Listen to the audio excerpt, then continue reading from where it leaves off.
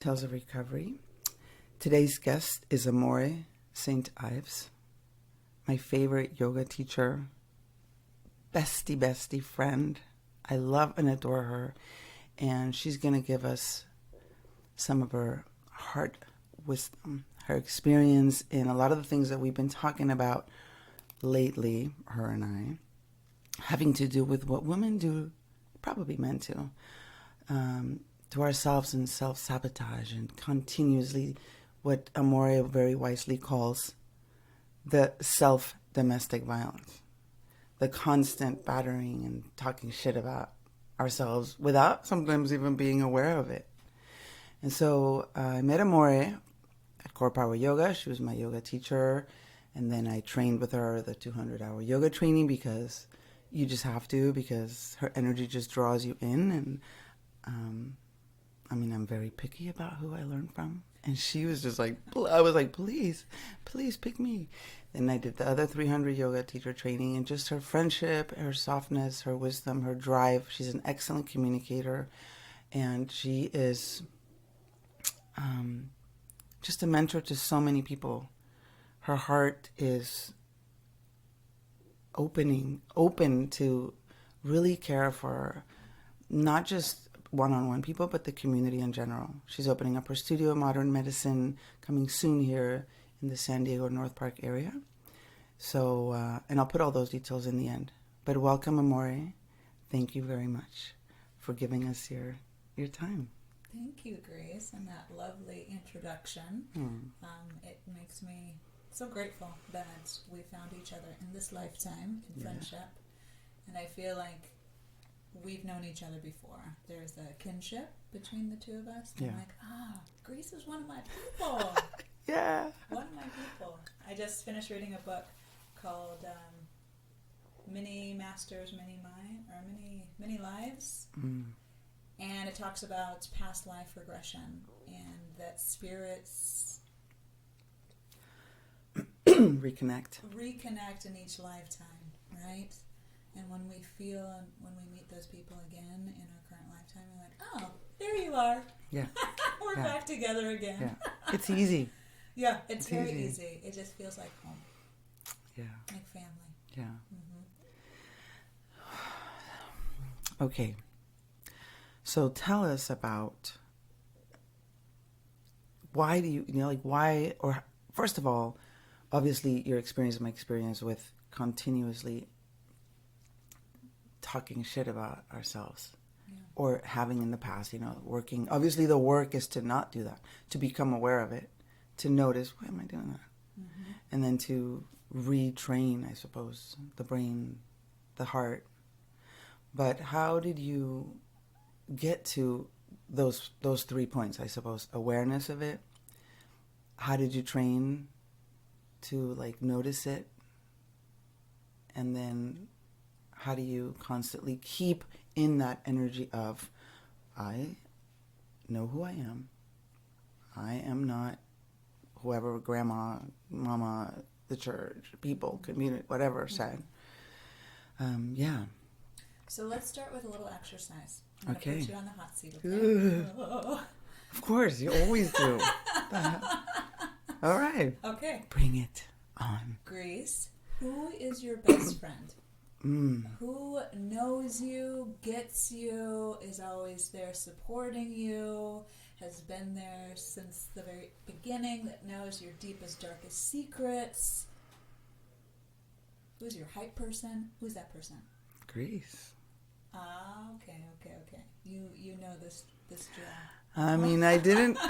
Honestly, I thought me. But this is really something that I've been rediscovering this last 2-3 months. So yeah, it's because you've done some work. Yeah. And it can be very easy to look outward and go like, oh yeah, it's my mom, or it's my partner, or it's like the person that I grew up with. But there's somebody who's been there since day one, since the very beginning, and is with us each and every day, and will be with us until our last day. And that's the self. And so then why don't a lot of us feel that the self is our best friend? Well, we get hijacked, right? Yeah. I mean, we get hijacked. Because this relationship, this domestic relationship, is abusive. And a lot of times the self is critical, judgmental, a bully, a bitch. Sometimes they're sweet and loving, and sometimes they're just shitty to us. And they say that we're not good enough and that we're fat. It shames us and makes us insecure, second guess. And these are obviously learned behaviors, right? Like these voices, I don't think they just come in. It's like the commune. It's like the community consciousness plus however you grew up at home. Yeah. The culture, all of the lies. Like, I think it's like the survival mode, right? If you don't tell yourself these things, how are you going to be loved? Yeah. And a lot of it, just like you said, we learn it from our ancestors. We learn it from our parents because our mom used to shame herself and talk down to herself or stay in an abusive relationship or just second guess her abilities. And so then we learned it from her, and she learned it from her mom, and her mom learned it from her mom. So it becomes like an ancestral imprinting that happens, not only consciously but subconsciously too. Yeah. It's like it's in our DNA. I'm like, oh, okay. Well, this is the domestic violence relationship that I'm supposed to have with my best friend. This is normal. This is how you survive. Yeah. This is real. And the funny thing about that, I'll tell you a little secret, is there was a sage, and his name was Swami Muktananda. And he's quoted saying to his students, and his student was asking, what is real? What is real? Tell me what's real. And he said, that is real, which never changes. Everything else is illusion. So basically he's saying that if something changes, it's not real. Yeah. The only thing that is real is the thing that's constant. And so if we think about just our experience in this lifetime, in this body, and think about who you were, what you liked, what you looked like when you were 5. Right? The 5-year-old Gris. What 5-year-old Gris was into, what she was playing with, what colors she was connected to, how her brain worked when she was 5. And then if we speed up the timeline to 15. Oh, fuck, 15, Ooh. right? When we're diving into our hormones and periods and boys or girls and the 15-year-old Gris, what was she like? What was she into? What did her body look like? Yeah. She was into smoking a lot of weed at 15 years old. Yeah, because she was finding herself, right? She was very, very angry. Yeah. Mm-hmm. And why was she angry? I mean, part of that is the play of hormones and trying to, it's like the coming of age. We're trying to figure out who I am as a young woman. I have this fuckery of a whole bunch of hormones that are at play too. I have to figure out the dynamics between myself and my mom. Mm-hmm. And not only do I have to carry my own shit, but I also have to carry my mom's shit and her mom's shit and her mom's shit. Give me the weed.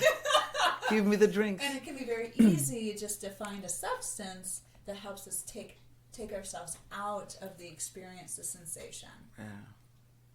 Mm-hmm. And tap into those learned behaviors of, oh, like, I don't look the right way.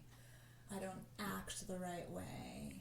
I'm not into the things that my lineage tells me I need to be into. And so I'm going to self-judge and criticize and second guess.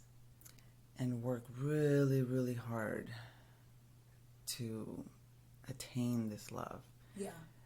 You know, I mean, if I would go back, like one of the things my ancestors sent down was, you must be thin, in beautiful shape. And so one of the values, or one of the things that gave me value that I was good at, that came easy, only one, during that age was,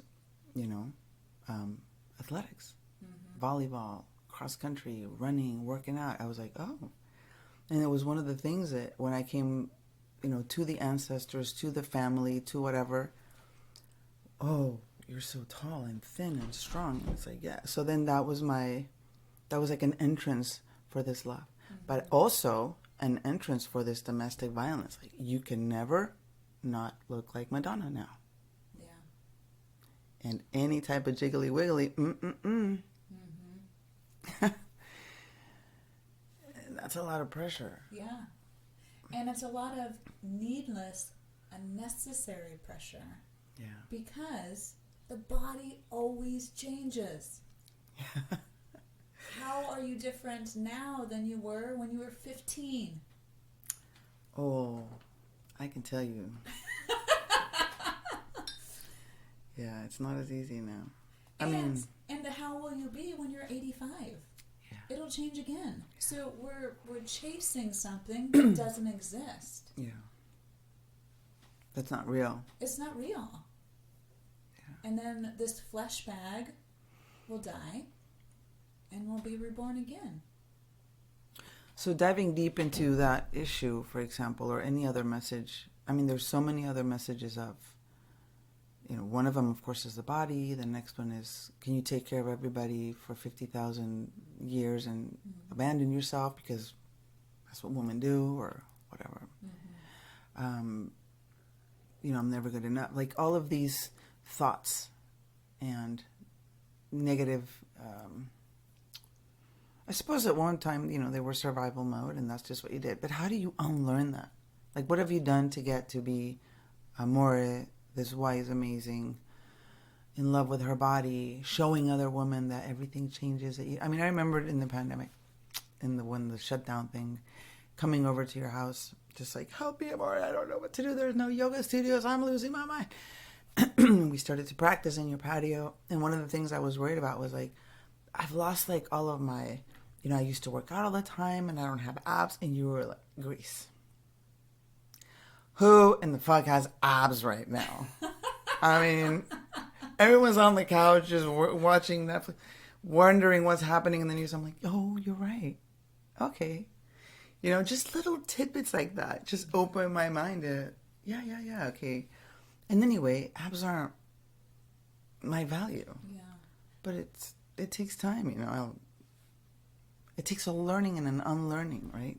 To be okay with it. Yeah. It's a few things. If we go back to the question of who's your best friend? Yeah. Who's your best friend? So if your best friend walks in the door, how do you greet them? Hello. Your voice gets higher. Hi, so good to see you. Come here, give me a hug. Right? Yeah. And if yourself is truly your best friend, you greet them that way every morning. Oh my God, you're so beautiful, friend. And give yourself a big hug. And every time you look at your thighs and your belly, you're like, you're fucking hot. Mm-hmm. You look good. Yeah. You feel good. And you touch yourself, right? Yeah. And you reconnect with your best friend. Yeah. And then when we get quiet in our meditation, we get to ask ourselves, like, what's important? What's my intention? And what's real?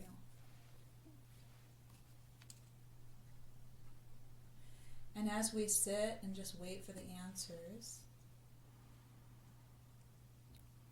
it comes that this is when we do the work. Does a six-pack equal more love? Yeah. And if the answer is yes, then I guess go get a six-pack. But if the answer is no, because now you have history, you're not 5 years old anymore. You have years and years and years of wisdom and history. And if you go through all the files of all the years, has there ever been, when I had abs, I had more love, versus I didn't have abs, less love? Was that the calculation? Time after time after time again? No. No. And, I have a lot of friends and clients that we do this body scan. And, when we meditate or yoga, look, feel your arms, feel your abdomen, feel your thighs. So many women are like, oh my God, when you got to the thighs, all I could think of was my fat thighs and they're wibbly and jiggly and da-da-da. And yeah, this equation of when has it been more or less love? If you've done the work and are aware, of course it's not love. Yeah. But it's difficult still because a lot of women, maybe sometimes me, it maybe doesn't give you love, but it gives you an approval, right? A status of like, oh, I have, strong, firm thighs or abs or whatever. Mm-hmm.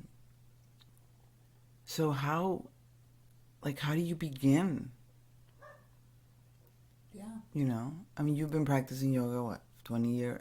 Meditation, so much work. But if you're out here listening and you haven't really found that profound practice yet, Mm-hmm. first of all, find it. Yeah. Come practice with Modrn Medicin or with me. And then, but how? What else? How would you deconstruct that? Yeah. Because it sounds so simple.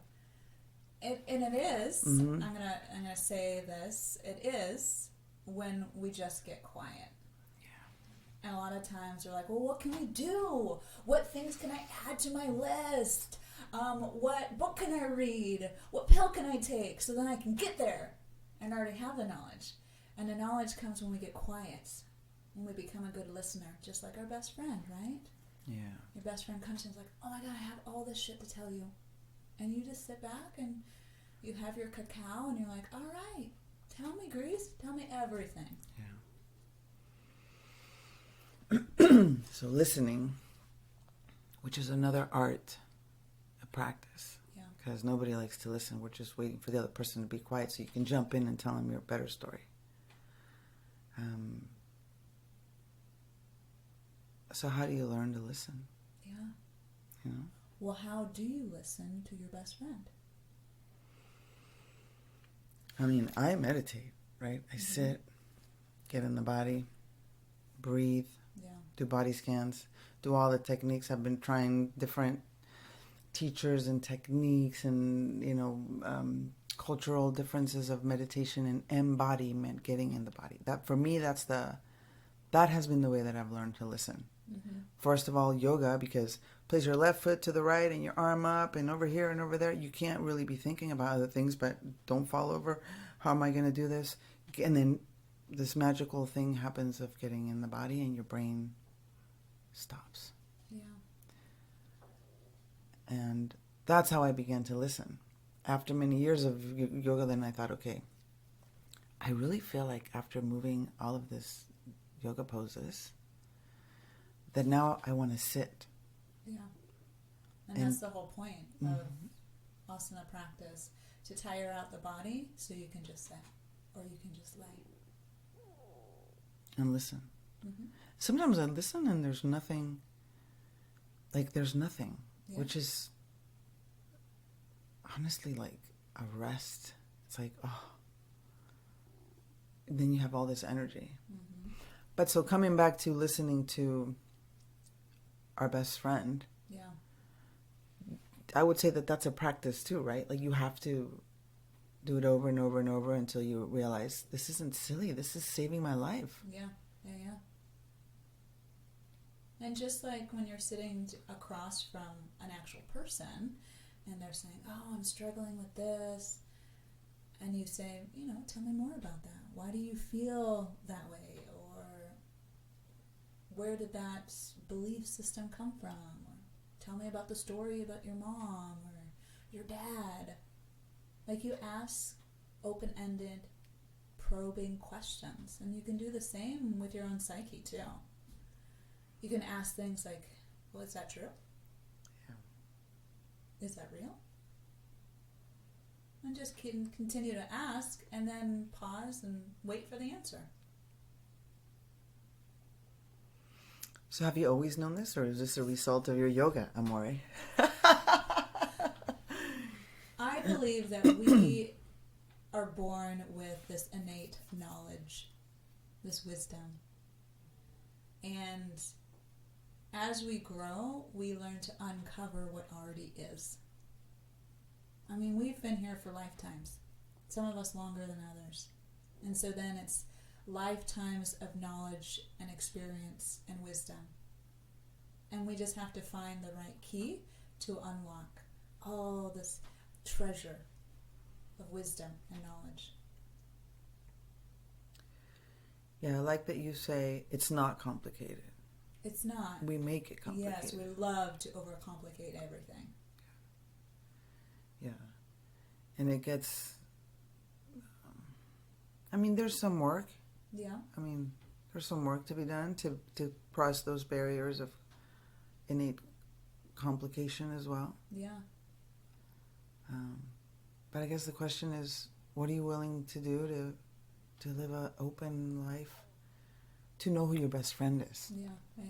How do you want to cultivate that relationship? And Sean Corn, I just listened to a podcast with her, and she talks about that life is not something that happens to us. Life is something that happens for us.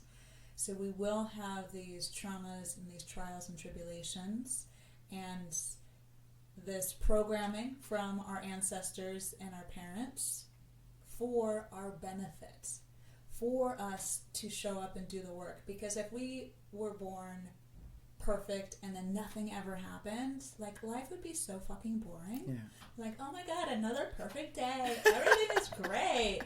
Nothing for me to do today. Just sit here and look out the window. Yeah. It gives life texture, color, depth. Traction. Yeah. It makes sitting first thing in the morning to do a little meditation, a little listening, a little inquiry exciting. Like, all right, I get to sit with some real shit this morning. Yeah. And learn from it and grow from it and hopefully share it. Yeah. That's the opposite of what people usually do, including myself at times, which is resist. Yeah. Because it's sensational, and we've learned so easily, or we've learned over the years that it's so easy just to run away or get distracted or create so many things in the schedule where we don't have to like sit down and hang out with our best friend, and our best friend's just like sitting there going, hey, remember me? Help me. Can we have some quality time? Yeah. Mm-hmm. Sit with your best friend. Yeah. And even though we've been pretty shitty to our best friend at times, this self-domestic violence, they're still there going, hey, I still love you. I'm still here. Whenever you're ready, I'm here. And I forgive you. Yes, I forgive you. I forgive you for being such a bitch to us. Yes. It's going to be okay. And for like fat shaming me, like, I forgive you. Yeah. And for thinking that you're not good enough, I forgive you. Yeah. For thinking that, you have to do certain things to your children to make them be good enough so that you get approval, I forgive you. Yeah. Like I understand that's what you learned. Yeah. And you're doing the best that you can. Yeah. the super mantra from Sasha Cobra, right? It's okay. I'm okay. It's okay. I'm okay. I forgive you. I forgive you. I mean, that's one of the things. I mean, that's one of the key components of self-compassion meditation. Who's your best friend? What would you tell them? So why is it so freaking hard to keep it going? Yeah. Because what gets into my mind is, well, it's hard because you don't have discipline and you don't do this every day at the same time, blah, blah, blah, you know. And then here comes the other bully, the perfectionism. And the perfectionism escape is, okay, why bother? It's been 2-3 days. I haven't sat. Oh, fuck it. Let's go. You know, and then 2 weeks later, you're like, wait a minute. I left my friend. So I forgive yourself again. Yeah. I honestly think these circles, this community that you're building and gathering, and it's so, you know, yeah, it's so important. I mean, the word sounds silly, but it's so important because it's like throwing out the you know, that when you're drowning, that round thing, what's it called? The salvavidas? The life. It's not a life vest, but it's that donut they have in the pool. Yes. What's the name of that? I think it's called a lifesaver. A lifesaver. Uh-huh. Oh, yeah. Uh-huh. And it's in a circle. Yeah. Uh-huh. You see? Yeah. Circles, women's circles, or people's circles in conversation, and just seeing others. Oh, okay. Which is why I love that you're here, because, I mean, you make it sound so simple. And I know it is, but I also know, come on, Amore, you've been yogaing and meditating and studying for, you know, a shit ton of time, and you have a ton of life experience, and so, you know, I do think it's important to find a teacher, a guide, somebody that has already sort of not mastered, but practiced longer than you, to show you the way. Or you can just sit with yourself. True. Because you are the master. Yeah. You have the lifetime of experience. You have been born multiple times before. That same wisdom, that guide, that Krishna is within you. You just have to sit and recognize and observe. So sages in India believe that you don't have to do a whole bunch of shit. You don't have to get more accolades, more certificates, more workshops. You don't have to do all these things. Those things are just fucking extra. If you love to do them, great. Go on a retreat. Get silent for 3 days. You know, go train with the master of masters. Go through a yoga training, whatever. If it brings you joy and happiness, do it. If it doesn't, it's just extra shit. Yeah. Nobody cares at the end of the day how many accolades you have. On your deathbed, they're like, oh, are you a doctor? Do you have a master's degree? Let me see your resume before you pass on. And then I'm going to give you a score as far as how great you are. Yeah. It's like when you go grocery shopping and you take your bag into the grocery store. Is it a plastic bag? Is it a paper bag? Is it a canvas bag? Is it a recycled material bag? Is it a Burberry bag? Nobody fucking cares what bag you have. They just, it just needs to hold shit. Mm-hmm. And it's the same with all the things that you do. All you have to do is be. Be the observer. Yeah. So instead of putting all the things on the list, okay, once I train with this master, and then I'm going to go to India, and I'm going to go to like a 30-day retreat, and then after that I'm going to do like this cleanse for like a month, and then I'm going to be self-realized. I will be enlightened. I will be the next Buddha. When all you had to do, instead of spending $20,000 to do all that shit, is just sit. And listen to you, best friend. Yes. And get the abridged version straight from the source. Yeah. And ignore the other voices that, or you just question them. Yeah, question them, because everyone has their own story, and that's Yeah. totally valid and purpose-filled. Yeah. But just be the observer. And go to yoga. Yeah. Move your body. Move your body. Because that will help release some of these stories, you know? Mm-hmm. We got to get prana moving in the body, so then we can dislodge some stagnation. Yeah. And let it go. Like, all right, I don't have to hold on to the rigidity of that belief system, of that judgment, of that critique. I can just let it flow. Let it flow out of my body. If you think about a possum, so a possum, when it gets scared, it freezes. Because it's in this fight or flight freeze mode. Yeah. So it freezes when it's being, when it's in a danger zone or a danger mode. And then after the danger is passed, it relaxes, and then you see it shake. Oh, it just shakes everything off, right? And animals have this innate sense of like, oh, okay, I'm gonna like let all that juju, all that emotion, that sensation, that fear go. And we can do the same thing, whether we do it through yoga, whether we do it through dance, whether we just do a nice little shake. Yeah. Just to let it go, let it flow. Yeah.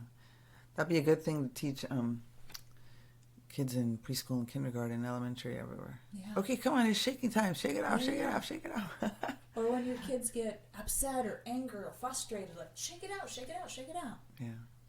Pillow fight, whatever. Yeah, it's so connected to the body. And I think that's one of the issues is we've been taught to be so disconnected. The mind is over here, and then the body ignore it. Yeah. You know? So finding that connection is that magic that you say, Gris, yoga heals everything. It's the answers to everything. I'm like, I know. I don't know why I keep forgetting. Because you move that prana, you move that energy. Next thing you know, you're like, oh, that was, and it doesn't have to be hard. Like, I have this injury in my shoulder now. And I realize another of the things that I agreed to was if it's not hard and I'm not killing myself doing it, then I'm not doing it right. It's not working. And my best friend now says, Gris, you can be soft. Yeah. Because the way that you just explained working out sounds horrible. I never want to do it. No, I know. Painful, hurting, intense. Who wants to sign up for that 5 days a week? 20-year-olds? I mean, I did it for 20 years. Yeah. CrossFit, running, races. Blah, blah, blah. I mean, it was fun, but I was always injured, and I was always like, oh, gosh, why am I in this competition again? Good grief. And so it is a patience learning thing. I like what you said about life is for you. And so all of these things didn't happen to you. You're not some victim. It's for your evolution, for the evolution of consciousness, for you to shed these, these lessons to allow more and more love to flow in through your heart and to be, my mantra right now is be soft, compassion. No more domestic violence. Yeah. No? And yeah, like you said, everything changes. Everything changes. No more CrossFit for me. No.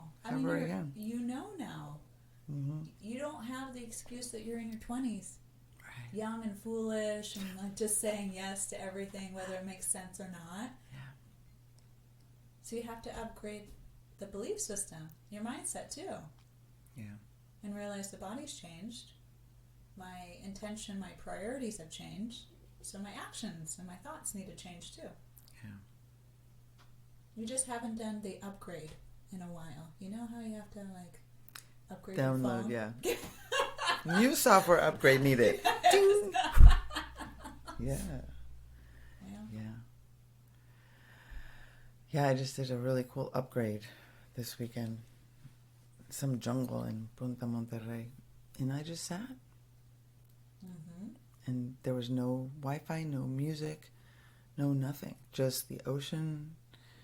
And I had really nowhere to go, which was interesting because here, well, there's the kid, or there's a email you have to be sent, or there's the dogs, or there's this. And there's nothing. Mm-hmm. It was so grounding. I kept thinking in my mind, okay, what am I figuring out now? What is like the new aha moment? What's happening? And I would go in just breathing, closing my eyes, just feeling my body, and I'd be like, nothing, just being. Yeah. Wow, just being. I mean, just noticing the sensations of nothingness, if that even makes sense. So you went to couples therapy? I did. With yourself? With myself. I was like, Amore, we're in the podcast. What do you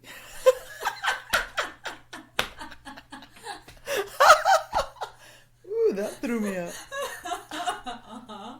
But I did. You did. I listened to myself. Mm-hmm. I sat. And it was simple.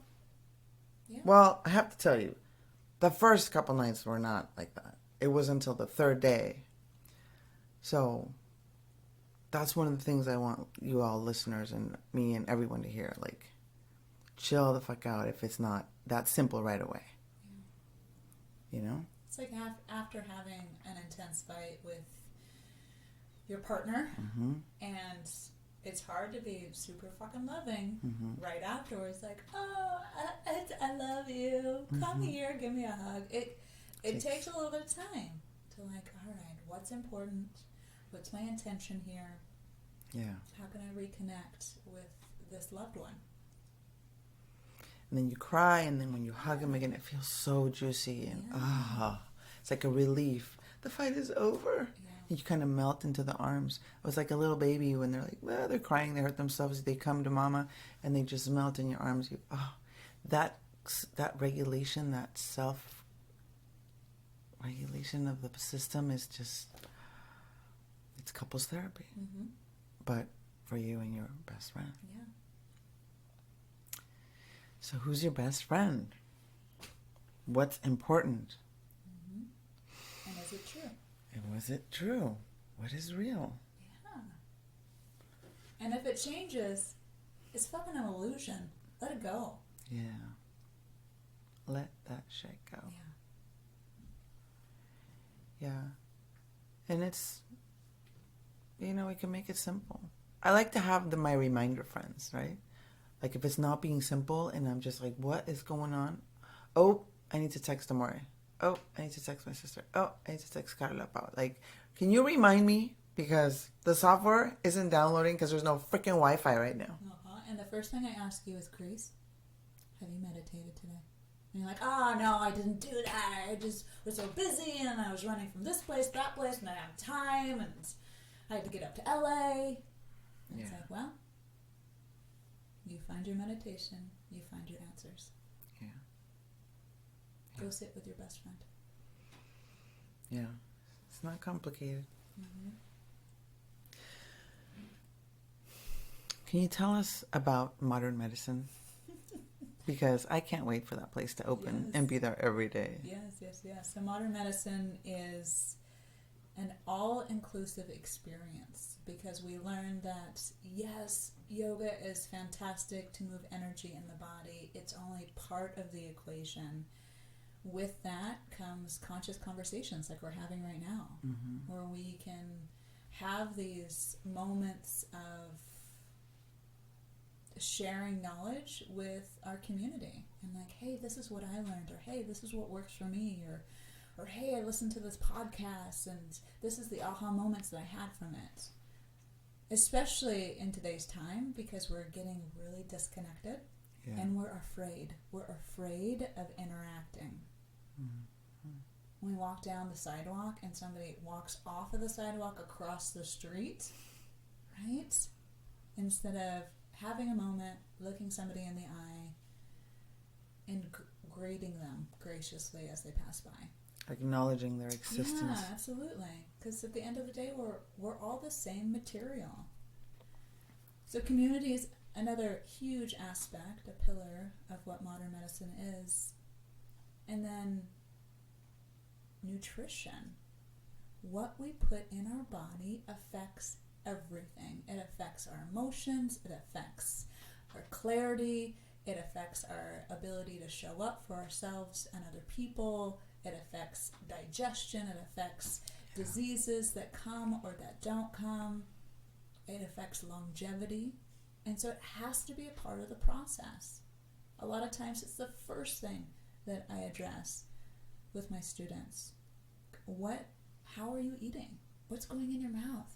What are you drinking? It affects sleep. So modern medicine is that experience to uncover and to dive into all three of those. It is a wellness cafe that is highly inspired by Ayurveda, and Ayurveda is the sister science of yoga. It goes hand in hand. It's about the gross body, the physical body. Yeah, it's always interesting, like, no matter how much yoga and meditation you do, if you're drinking soda and McDonald's, it's not gonna, there's gonna be an obstacle. Yeah.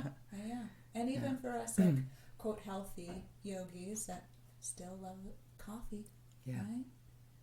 Coffee is a double-edged sword, but there is a way to find a harmonious balance with it too, with some wonderful adaptogens and some herbs that can help create a little bit more balance for the body. Which is another thing that modern medicine has. That blend that you gave me, the adaptogen blend with cacao and mushrooms, I put that every day. I used to add it to my coffee. I don't even drink it with coffee anymore. Yeah. But what is that bean that you use that it's cru, that is almost like coffee but not? Creo brew. Okay. It is a whole roasted cacao. Okay. And so a lot of times people use it as a coffee alternative. Okay. Yeah. So it's the whole experience. So Ayurveda talks about the whole system, the whole body, the whole self. So we'll go to Western medicine and they'll treat a symptom. They're like, oh, you have insomnia, or you have anxiety, or you have distension and bloating and gas. I'm going to give you this pill. Instead of like, let's figure out what the cause is. Where is this domestic violence coming from?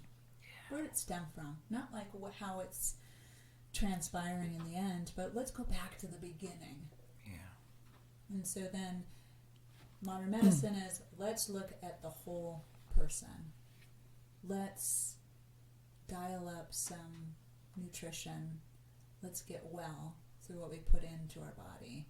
Let's move the body. And then let's talk about this experience called life. Let's do some workshops. Let's get to know each other. Let's interact in a substantial way. Yeah. Connect at a deeper level to all of it, right? Yeah. Your nutrition, your body, your community, your breath, your best friend. Yeah. Just come and hang out with your best friend with some cacao. Yeah. So you're having an event this Saturday. Yes. At Bird Park? Bird Park, right off of Upas and Pershing. What's happening? It is a perpetual vinyasa flow. So we'll have moments where we're just building this energy and moving the body through some yoga postures.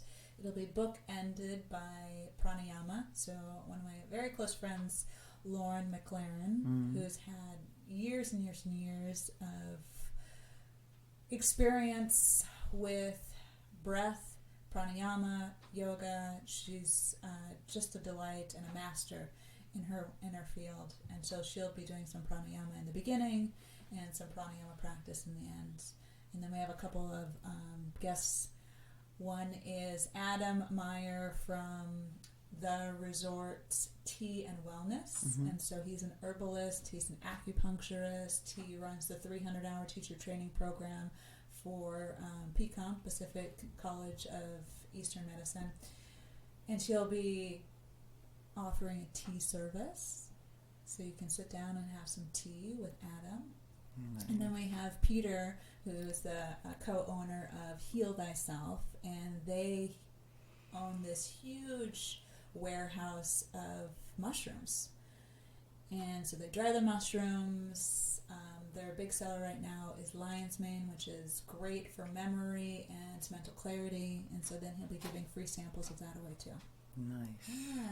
So our mission is to bring together these collective souls of sharing wisdom, sharing wellness, and really just connecting to the greater community. Every event that I've been to has been just that for Modrn Medicin. Sound healing or tea and movement and breath and community. It's been really cool. Yeah. So I will be there this Saturday. Wonderful. If you're in San Diego, check out Modrn Medicin and go. Swing by the park. Yeah. Well, do they have to RSVP first? That would be great. So then we can send you like a little follow-up email of what to bring, how to prepare. It's between 12 and 2? 12 and 2. Yeah, Okay. we start at 12. I'll put all this on the podcast notes. All this information.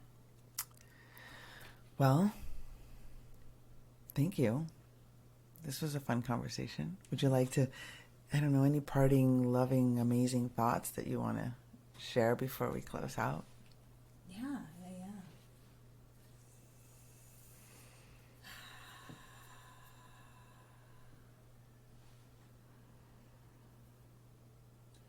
So the last podcast that I listened to, there was this quote that I wanted to share just to kind of wrap us up. And they said that freedom comes from releasing perceived imperfections, criticism, and judgment. And all you have to do is be an observer. And when these perceived imperfections, criticisms, and judgments show up, you can just repeat the mantra, I am love. I am love. And all we have to do is treasure our own magnificence and realize that God is within. Everything else is subjective, needless, and extra shit. I am love. Ashe. Ashe. Thank you, Amore. Gracias, Gris. Oh. Thank you, everyone, for listening to Tales of Recovery. Share, like, subscribe, send it to everyone. Spread the love, and we'll see you next time.